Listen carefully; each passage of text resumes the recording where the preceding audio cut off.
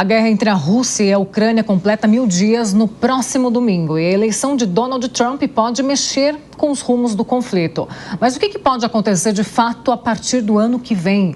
É o que a gente vê agora na reportagem de Camille Yunis. 34 drones ucranianos com direção a Moscou foram derrubados pelo exército da Rússia no último dia 10. O ataque foi o maior já registrado contra a capital desde o início da guerra em 2022. O saldo foi relativamente baixo. Segundo as autoridades locais, 3 aeroportos moscovitas precisaram ser temporariamente fechados. Uma mulher ficou ferida e 2 casas foram incendiadas. Em resposta, a Rússia disparou mais de 140 drones contra a Ucrânia. De acordo com o presidente Volodymyr Zelensky, o bombardeio foi o maior já registrado com o uso de equipamentos não tripulados. O acirramento nas tensões vem uma semana após a eleição de Donald Trump como presidente dos Estados Unidos. O republicano, que assume o poder em janeiro de 2025, venceu com folga a democrata Kamala Harris e pode mudar a política externa americana. Ao longo da campanha, Trump fez uma série de críticas a Volodymyr Zelensky e aos pacotes de ajuda financeira e militar feitas pelos Estados Unidos ao governo ucraniano. Segundo o próprio Trump, Zelensky pode ser considerado o melhor negociador do mundo.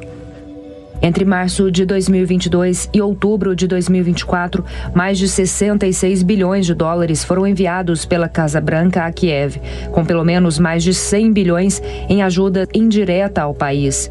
De volta ao executivo, Donald Trump já afirmou ser contra os pagamentos, ainda mais com a falta de resultados concretos no fronte de batalha. Nos bastidores, os líderes ucranianos buscam respostas para justificar o apoio americano e convencer Trump de manter os pagamentos e envios de armas. Zelensky, inclusive, foi um dos primeiros líderes estrangeiros a parabenizar o novo eleito. Por videochamada, os dois concordaram em manter um diálogo próximo em uma conversa com a participação do empresário Elon Musk. Para o ex-comandante da Marinha e fundador do canal Arte da Guerra, Robson Farinazzo, a ação ucraniana reflete visões diferentes de mundo e um distanciamento entre Kiev e o futuro governo em Washington.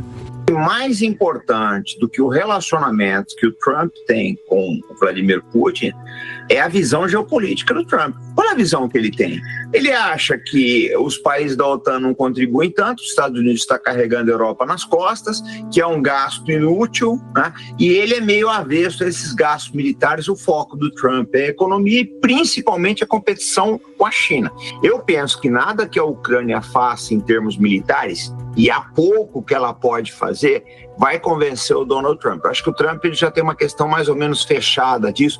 O J.D. Vance, que é o vice dele, que é um nome que a gente precisa ficar de olho, eu falo sempre, esse cara é novo, esse cara tem todo um futuro pela frente. Os Estados Unidos têm um histórico de vices acabarem virando presidentes aí em próximos mandatos.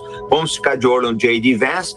E o J.D. é uma pessoa que também é contra a guerra na Ucrânia. Há pouco que o Zelensky, o exército Zelensky possa fazer. A operação em Kursk está acabando. A Rússia está avançando no Donbás. Há quem diga que eles podem chegar na margem esquerda do rio Dnieper.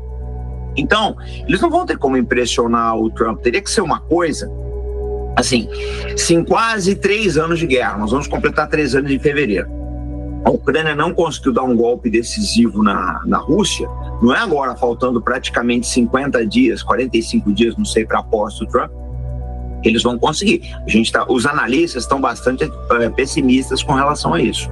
Desde o resultado que sacramentou a vitória de Donald Trump, a diplomacia tem buscado argumentos para manter o republicano do lado ucraniano do conflito.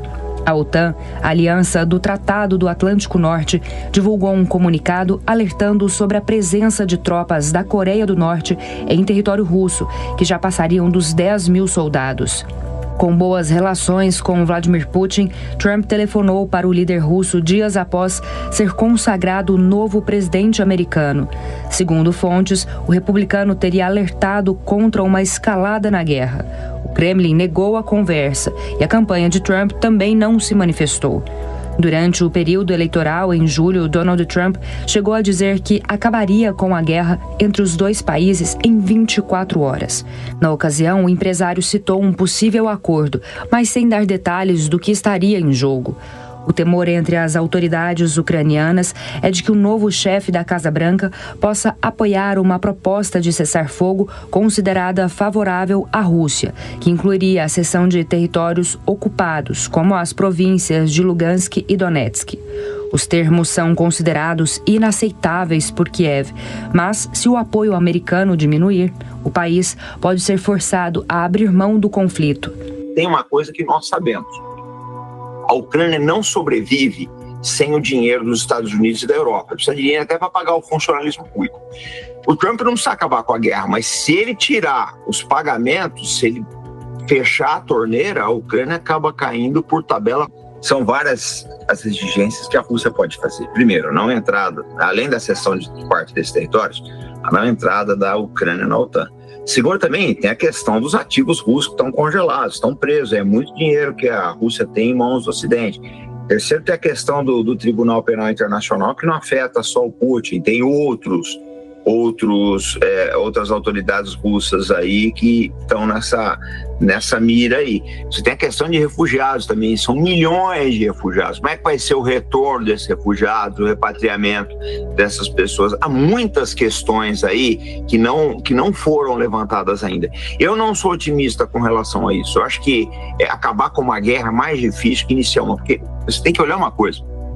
Quando o Trump fala, eu vou acabar com a guerra na Ucrânia, ele vai estar mexendo com muita coisa dentro da economia americana. Essa guerra, queira ou não, ela movimentou alguns setores da economia dos Estados Unidos. Como é que vai ficar isso? Não sei. O futuro tanto da Ucrânia quanto da Rússia parecem estar em aberto, mas a única certeza é que a resposta para os caminhos do leste europeu deve passar por uma escala na Casa Branca.